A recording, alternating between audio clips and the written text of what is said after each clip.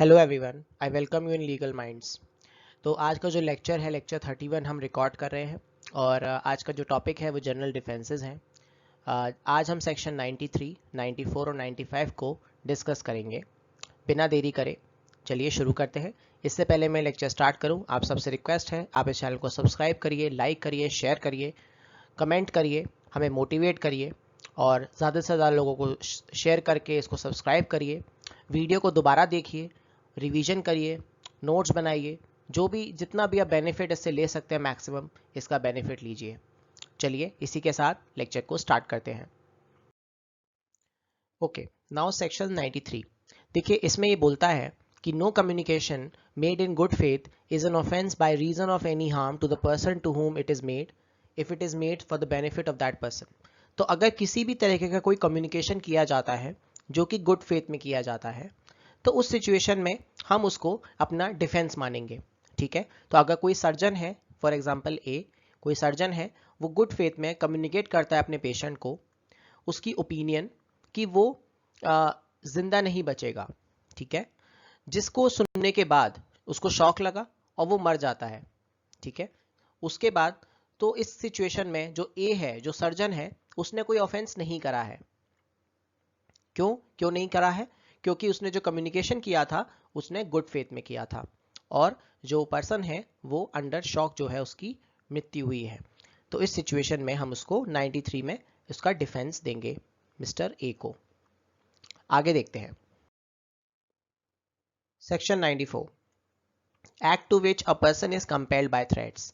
तो मर्डर को छोड़ के and offences against the state punishable with death, nothing is an offense which is done by a person who is compelled to do by its threats, which at the time of doing it reasonably cause the apprehension that instant death to that person will otherwise be the consequence, provided that the person doing the act did not of his own accord or from a reasonable apprehension or of harm to himself short of instant death place himself in the situation in which he becomes subject to such constraint.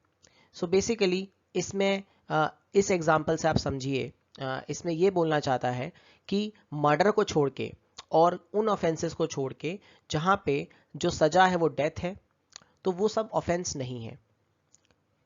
किस situation में?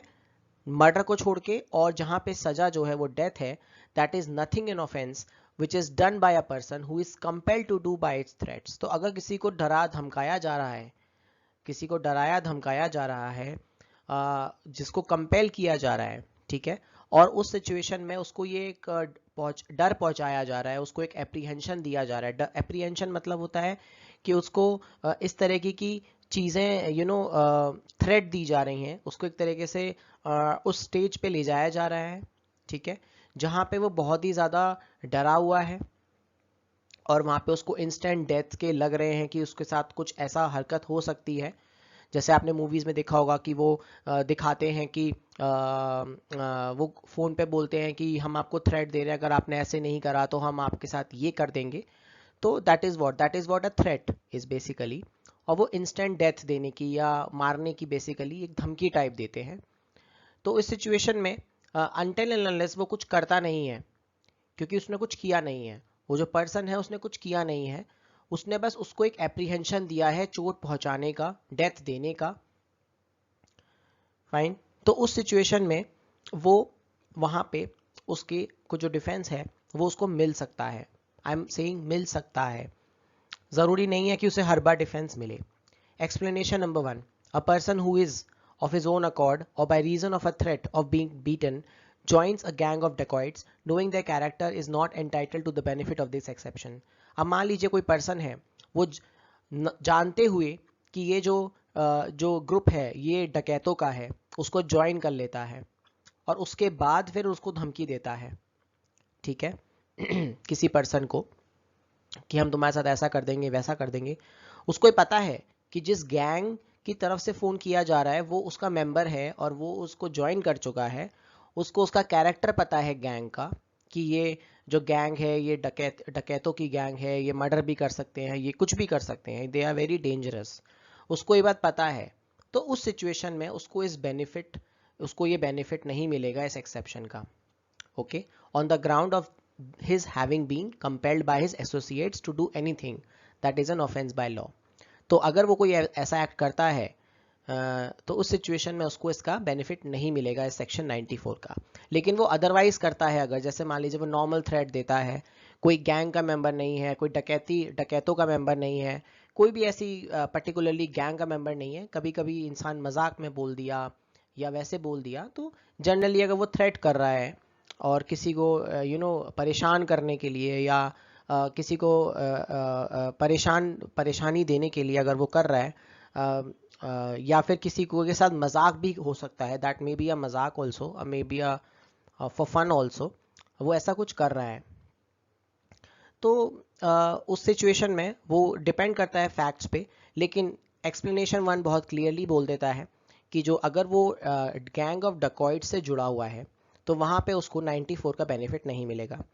Explanation 2 says, a person seized by a gang of dacoits and forced by threat of instant death.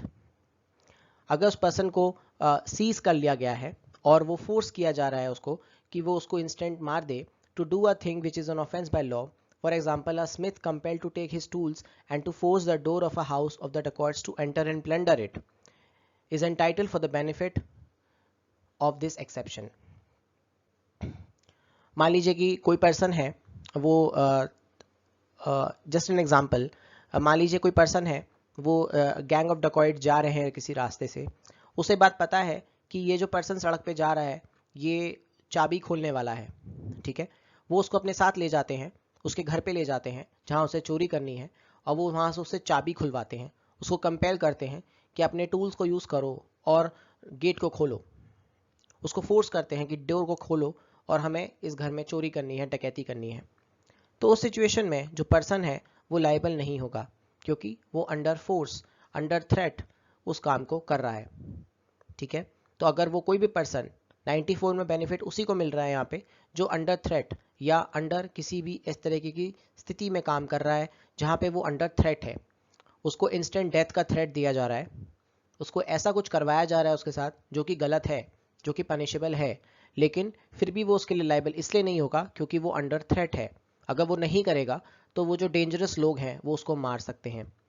तो I hope आपको section 94 clear हो गया होगा। आप इसको दोबारा सुन लीजिए। फर्स्ट स्टार्टिंग में मैंने ये बताया कि 94 में अगर instant threat murder, instant death का, except murder and other punishable with death का अगर किसी को दिया जा रहा है, थ्रेट दिया जा रहा है, तो सिचुएशन में अगर वो ऐसा कुछ कर देता है तो उस केस में उसको बेनिफिट जो है वो मिलेगा, क्योंकि वो इंस्टेंट थ्रेट में था, इंस्टेंट डेंजर में था।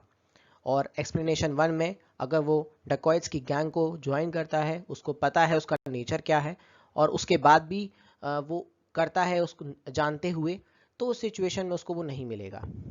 लेकिन अगर उसे पता ही नहीं है तो उस सिचुएशन में अगर उसको फोर्स किया जाता है कुछ काम करने से तो उसको इसका बेनिफिट ज़रूर मिलेगा।